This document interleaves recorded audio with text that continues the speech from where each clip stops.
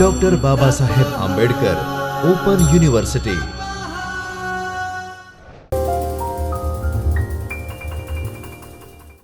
નમસ્કાર મિત્રો, doctor Baba Saheb Ambedkar open યુનિવર્સિટીના ચૈતન્ય સ્ટુડિયોમાંથી હું પ્રોફેસર યોગેન્દ્ર પારેખ ગુજરાતી વિભાગમાં આપ સૌનું હાર્દિક સ્વાગત કરું છું. મિત્રો, TYBAના વિદ્યાર્થીઓ માટે ફરજિયાત ગુજરાતીનું જે પેપર છે તેમાં આજે આપણે રવિશંકર મહારાજ વિશે ભણીશું. ગુજરાતના મુખ સેવક તરીકે પ્રખ્યાત જાણીતા પૂજ્ય રવિશંકર મહારાજ, જેમના વિશે ઈશ્વર પેટલીકરે તેમની 2 કલાક જેટલી લાંબી ચાલેલી મુલાકાત લઈને તેમની સાથે પ્રશ્નોત્તરી કરીને મહારાજ પાસેથી જે જાણ્યું તે આપણને એક સુંદર ચરિત્ર નિબંધ કે રેખાચિત્ર તરીકે આપ્યું છે, જે ઈશ્વર પેટલીકરના ધૂપસળી નામના પુસ્તકમાં છે. ઈશ્વર પેટલીકર આપણા ખૂબ જાણીતા નવલકથાકાર છે. 1916માં એમનો જન્મ અને 68 વર્ષની ઉંમરે અવસાન. તેમની જન્મટીપ અને ભવસાગર જેવી નવલકથાઓ ઉપરાંત સુધારાવાદી અભિગમથી તેમણે ઘણા લેખો કરેલા. જાગૃત નાગરિક નિસ્બત ધરાવતા ઈશ્વર પેટલીકરે રવિશંકર મહારાજ અને તેમના ઘણા સમકાલીનો જેમ કે દાદા સાહેબ માવલંકર, નાનાભાઈ ભટ્ટ, મશરૂવાળા, ગાંધી યુગની આબોહવામાં શ્વાસ લીધો એ એમણે સાર્થક કર્યું યુવાનીમાં. અને યુવાનીમાં એમણે એ સમયના દિગ્ગજોને મળીને જે લખ્યું છે એ ધૂપસળીમાં છે. 1949માં મહારાજ સાથે 2 કલાક જેવું બેસીને એમણે એમના જીવન વિશે લખ્યું. મહારાજ વિશે તો ઘણું લખી શકાય, પણ એક સરસ મજાનો લેખ, આ પ્રકારનું લેખન જેમ ઉમાશંકર જોશીએ હૃદયમાં પડેલી છબીઓમાં કર્યું છે, શ્રી રઘુવીર ચૌધરીએ તિલક કરે રઘુવીરમાં કર્યું છે, સહરાની ભવ્યતા પુસ્તકમાં કર્યું છે, એ પ્રકારનું લેખન ધૂપસળી વાડીલાલ ડગલીએ કેટલું વહેલું આપ્યું છે. ધૂપસળી પુસ્તક અવશ્ય વાંચજો.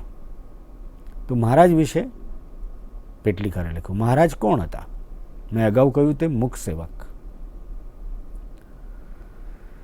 1884માં મહારાજનો જન્મ ફેબ્રુઆરી મહિનામાં, અને 1984માં બરાબર 100 વર્ષ જીવ્યા અને જુલાઈ મહિનામાં તેમણે દેહ છોડ્યો.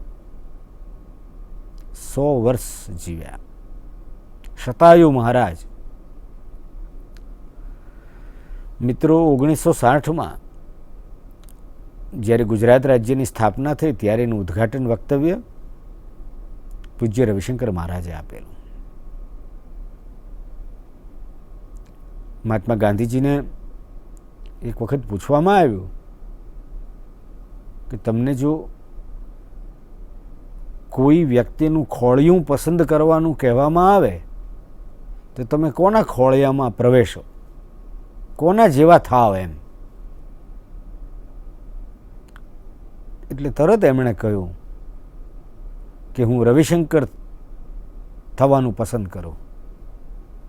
ગાંધીજી જેવા, જેમની નિષ્કામ સેવા પ્રવૃત્તિથી પ્રભાવિત થયા હોય અને રવિશંકર મહારાજ થવાનું પસંદ કરે, એવા આ મહારાજ વિશેનો આ પાઠ છે, ચરિત્ર નિબંધ છે.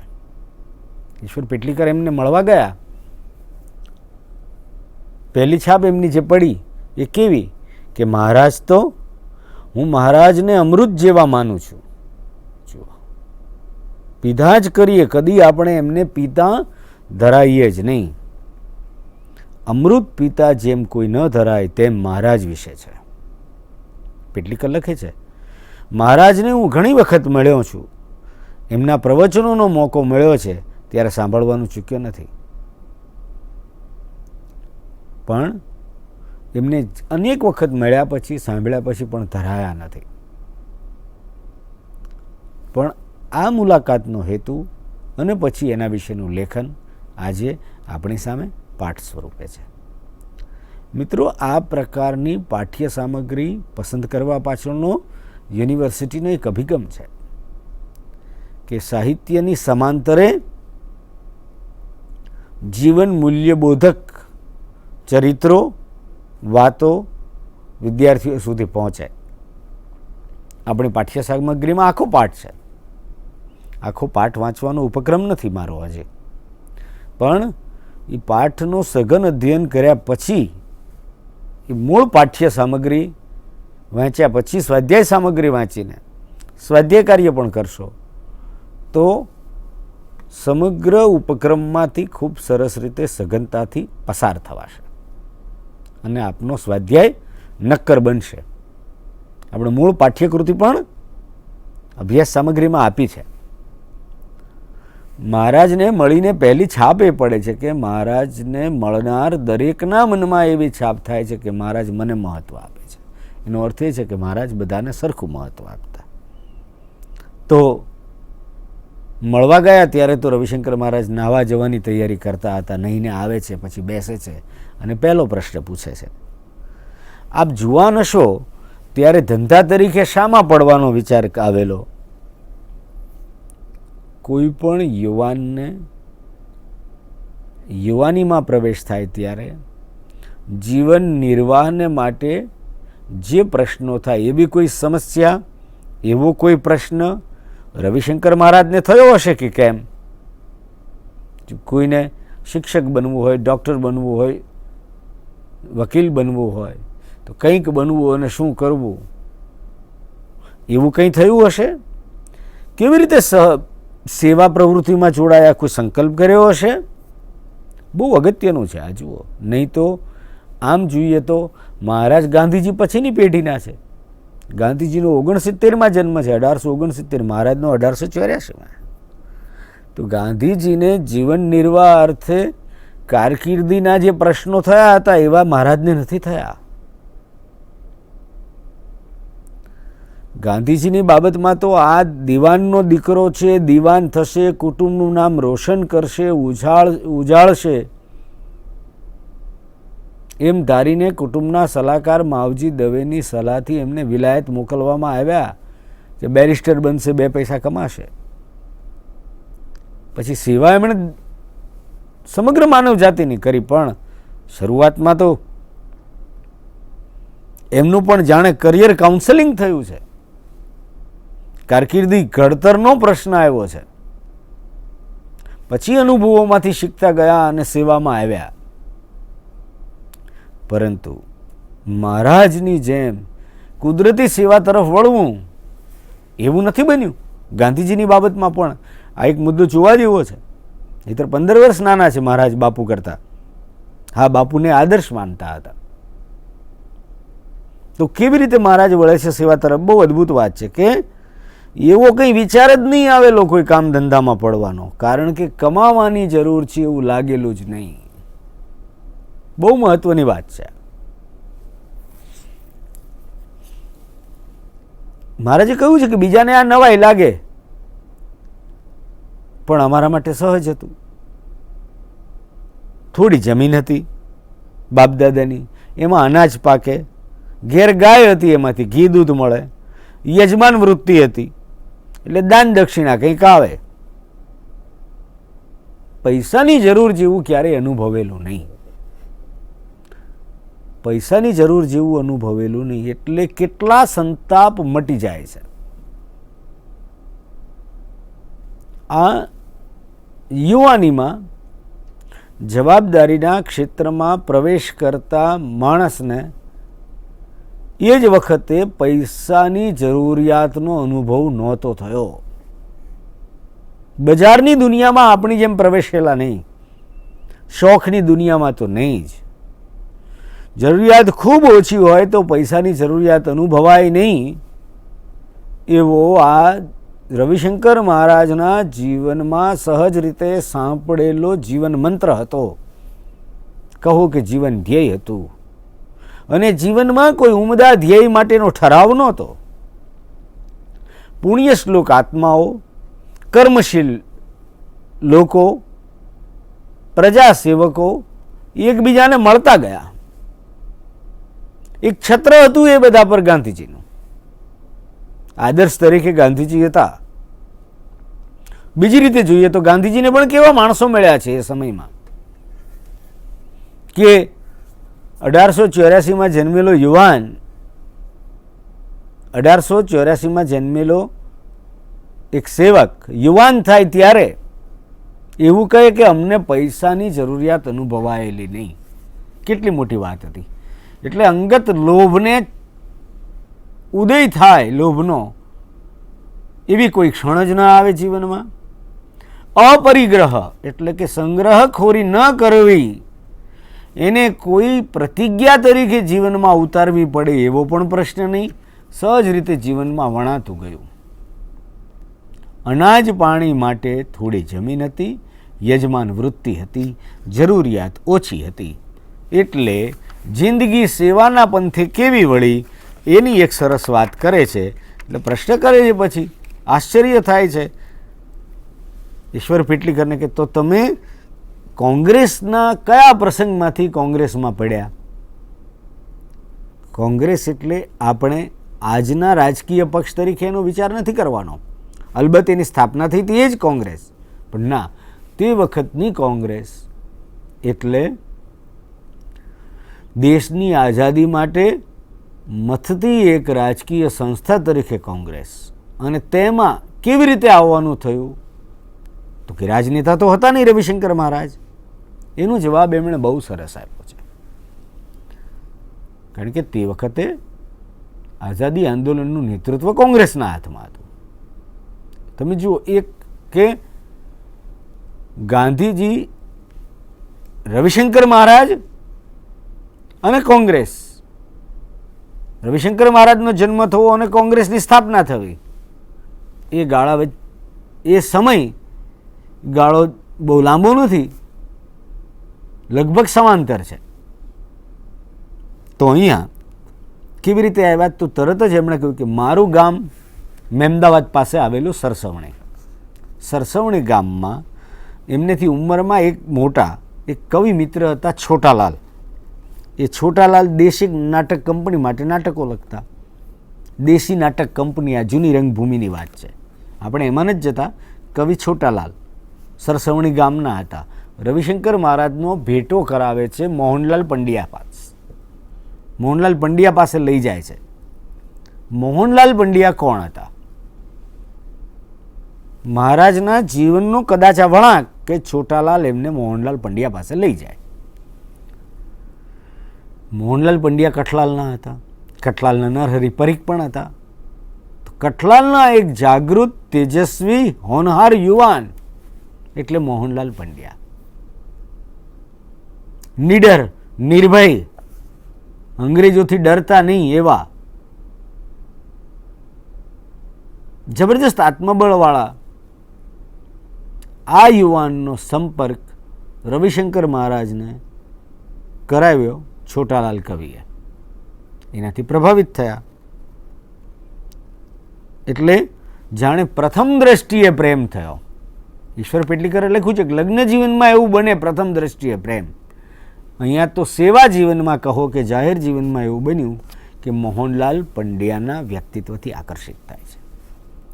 થોડોક ઉલ્લેખ કરવો જરૂરી છે. સત્યના પ્રયોગોમાં ગાંધીજીએ મોહનલાલ પંડ્યા વિશે એક પ્રકરણ લખ્યું છે. એ પ્રકરણનું શીર્ષક છે ડુંગળી ચોર. ખેડા સત્યાગ્રહ વખતે ડુંગળીનો જે પાક થયો હતો એ અંગ્રેજ સરકારના જુલમને તાબે ન થતાં ખેતરમાંથી એ પાક આખો લણી લીધો હતો. એટલે ગાંધીજીએ એમને ડુંગળી ચોરના હુલામણા બિરુદથી ઓળખાવ્યા, જેમ વલ્લભભાઈને સરદાર કયા. ડુંગળીચૂર અપમાનજનક રીતે નથી કહેવાયું, સન્માનમાં કહેવાયું છે.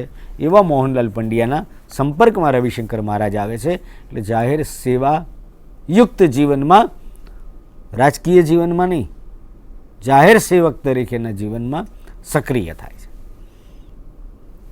એટલે મહારાજે મોહનલાલ પંડ્યાને મળ્યા ત્યારની વાતો બહુ રસપૂર્વક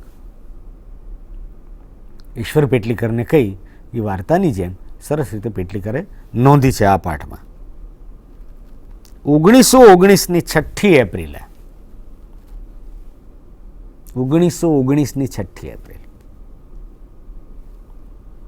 તો પંડ્યાજી એટલે મોહનલાલ પંડ્યા રવિશંકર મહારાજને કોની પાસે લઈ જાય છે? મહાત્માજી પાસે. મહાત્માજી ગાંધીજી.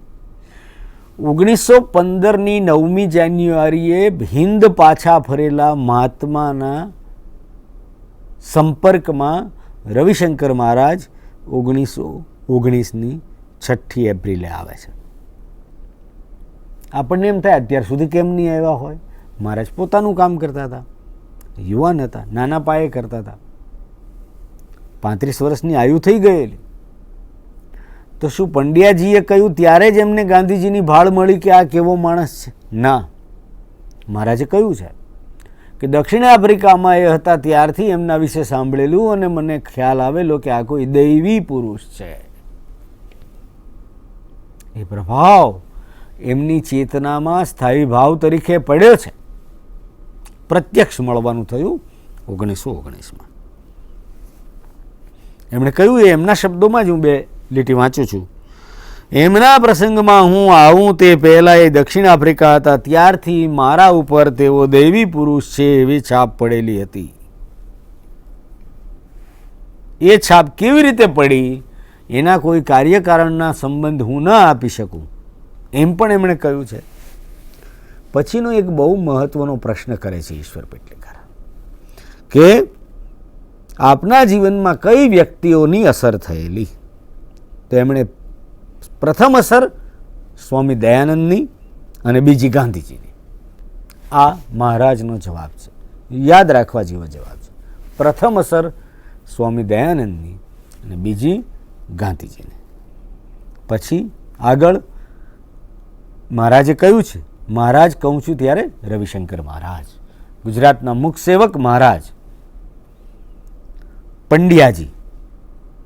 મારા જીવનમાં મહારાજ કહે છે કે મારું કામ સરળ કરી આપનાર 2 બીજી વ્યક્તિઓ, પ્રથમ અસર સ્વામી દયાનંદ, બીજી અસર ગાંધીજી, અને પોતાના જીવન કાર્યને સરળ કરી આપનાર, સેવા કાર્યના રસ્તાને સુગમ બનાવનાર પંડ્યાજી, મોહનલાલ પંડ્યા, અબ્બાસ સાહેબ, સરદાર સાહેબ એટલે વલ્લભભાઈ,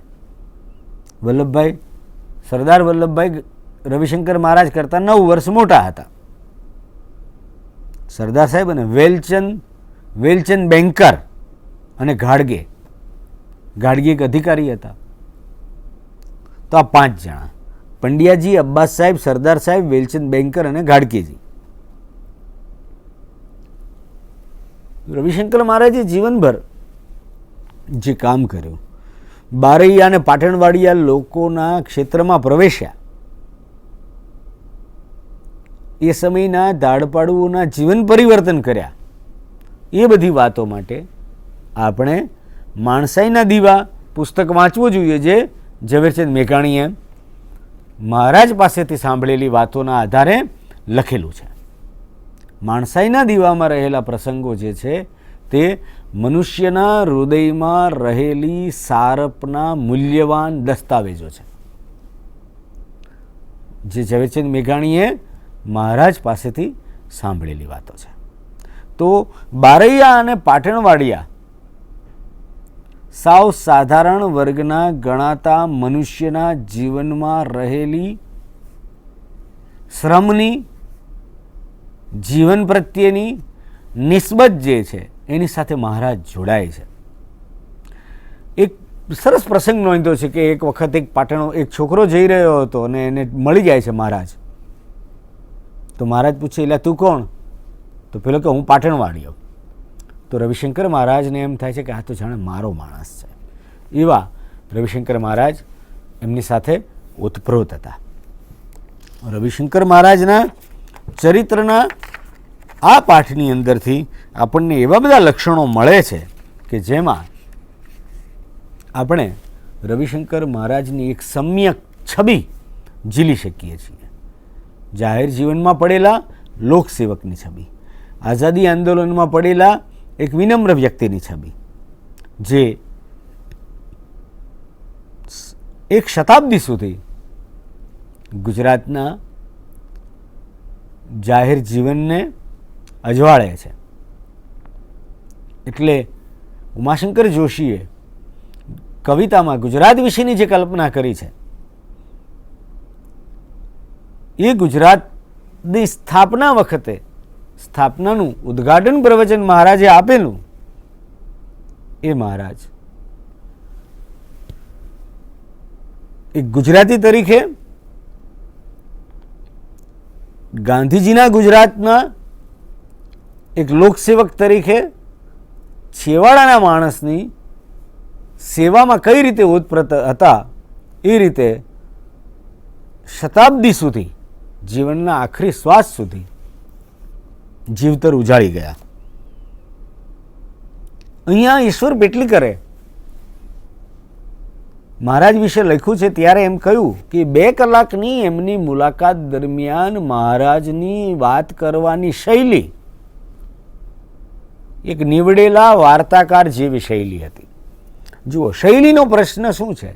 સાહિત્યના ભાવકને માટે કે સાહિત્યના અભ્યાસી માટે શૈલી એક બહુ મહત્વનો પ્રશ્ન છે. મહારાજનું જીવન તપયુક્ત હતું. એક તપોમય જીવનની વાણી હતી અને તપોમય જીવનની વાણીમાં ક્યાંય શબ્દનો આડંબર નહોતો. એ સરળતા હતી. એ સરળતા હતી પણ એ સ્મૃતિ આધારિત પ્રસંગોનું જ્યારે જ્યારે કથન કરે છે ત્યારે એ કથન શૈલીમાં એક નીવડેલા વાર્તાકાર જાણે પોતાની વાર્તા કહી રહ્યા હોય, એક સાહિત્યિક રચના કહી રહ્યા હોય એવી એક શૈલી છે. એ શૈલીમાં અભિવ્યક્તિનું કૌશલ છે અને સેવા અને સત્યની સૌરભ છે. એટલે અલંકારોથી મઢેલી ભાષા નથી, પણ હૃદયને સ્પર્શે છે અને જીવતરને અજવાળે છે. કારણ કે એમાં આડંબર નથી, એને ગિલેટ નથી કર્યો. તેથી એ વાત સીધી ઉતરે છે. એટલે ઈશ્વર પેટલીકરે કહ્યું છે કે જો મહારાજ તો લખતા નથી, પણ ગુજરાતી લેખકો એમની પાસેથી વાતો નહીં કઢાવે તો એ એમને નુકસાન થશે. મહારાજ જે કઈ વાતો કરે એ લખી લેવી જોઈએ. એટલે એ કામ કર્યું કોણે? અગાઉ આપણે વાત કરી કે માણસાઈના દીવા નિમિત્તે ઝવેરચંદ મેઘાણીએ. એ મહારાજની સંઘેડા ઉતાર કહેવાય એવી વાર્તા કથનની કે કથા કથનની શૈલી, એ શૈલીનો લાભ આ પાઠમાં ઈશ્વર પેટલીકરને પણ મળ્યો છે.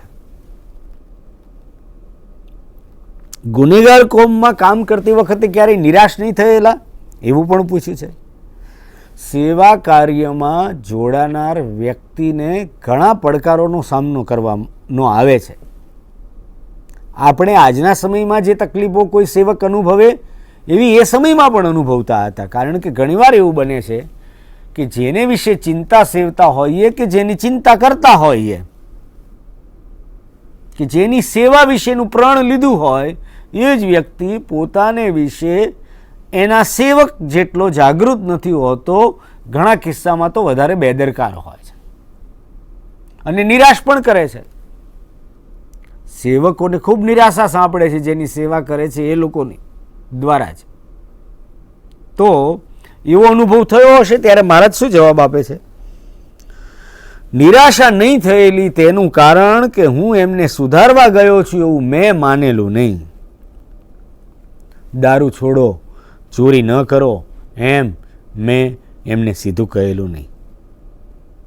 એટલે સુધારવા જવાના અભિગમથી સુધારાની કોઈ ચળવળથી મથામણ કરી હોય તો એમાં સફળતા ન મળે અથવા એમાં વિશ્વાસઘાત થાય અથવા એમાં દગો થાય ત્યારે કદાચ નિરાશા હાથ લાગે.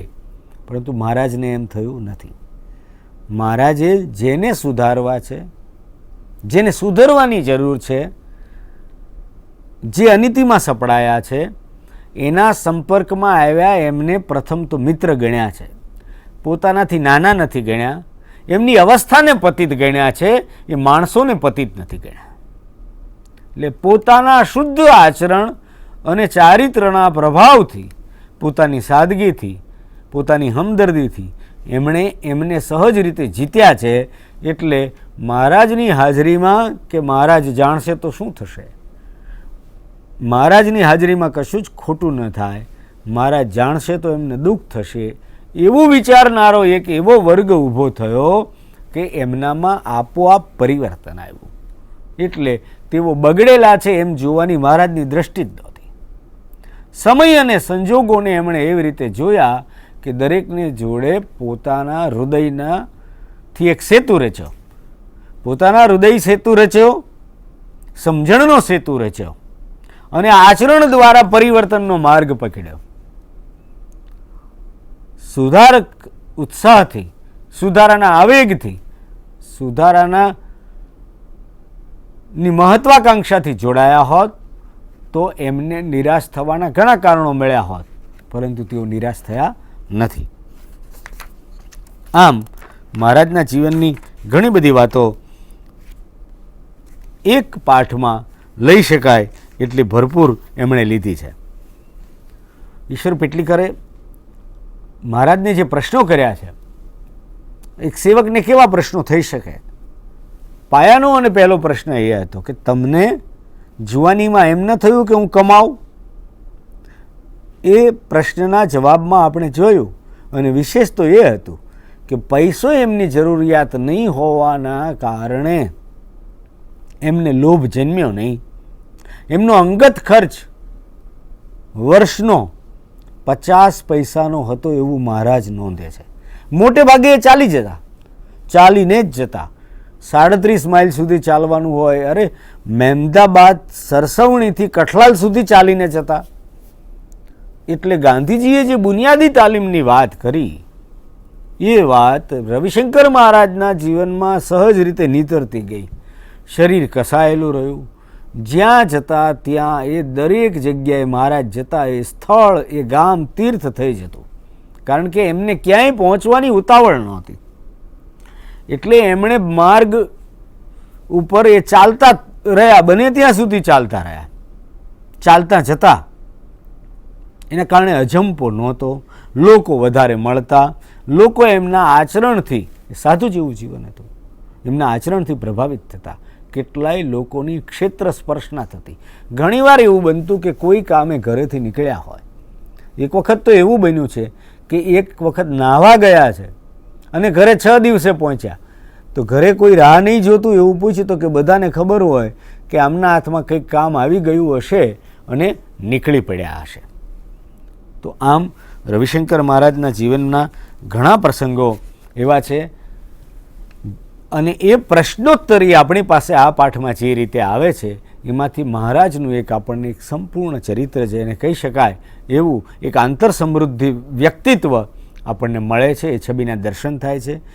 ગામડા માત્ર સારા જ હોય એવી છાપ મહારાજના મનમાં હશે એવો પ્રશ્ન પણ પેટલીકરે કર્યો ત્યારે એમણે કહ્યું કે ના, એવું નથી. મહારાષ્ટ્રના સેગાંવમાં એટલે કે સેવાગ્રામમાં ગાંધીજીને પણ ગામડાના માણસોની ઉદ્ધતાઈનો અનુભવ થયેલો છે. અહીંયા ગોતા ગામમાં બેન્કરે જમીન રાખેલી ત્યારે પણ ગોતા ગામના ગામડિયાઓ દ્વારા મજૂરીમાં વધારે પૈસાના આગ્રહનો અનુભવ થવાના કારણે એમને કેટલું નિરાશ થવું પડ્યું એવી વાતો પણ નોંધી છે. એકંદરે રવિશંકર મહારાજનું આ એક નિવડેલું ચરિત્ર છે. ઈશ્વર પેટલીકરે લખેલું છે. ધ્યાનપૂર્વક આપ આખો પાઠ વાંચજો. પછી દરેક અલગ અલગ વસ્તુઓના મુદ્દાઓ લઈને સઘન અધ્યયન નિમિત્તે મૂકવામાં આવ્યું છે. આપણે આશા રાખીએ કે ઝવેરચંદ મેઘાણી લિખિત માણસાઈના દેવા જે રવિશંકર મહારાજને મુખેથી કહેવાયું છે એ પણ આપ વાંચો. ઈશ્વર પેટલીકરનું ધૂપસળી પુસ્તક મેળવીને પણ વાંચશો તો ગાંધી યુગના ઘણા મહાનુભાવો વિશે આપણને એમાંથી જાણવા મળશે. આપણે ધૂપસળીમાંથી જ આ પાઠ લીધો છે. પાઠનું નામ છે રવિશંકર મહારાજ. આપ ખાસ ધ્યાનપૂર્વક વાંચશો.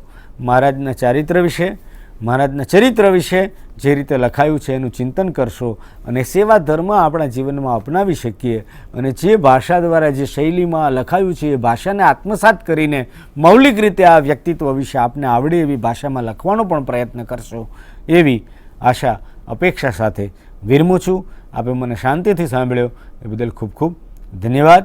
આપનો ખૂબ ખૂબ આભાર. स्वाध्यायः परमं तप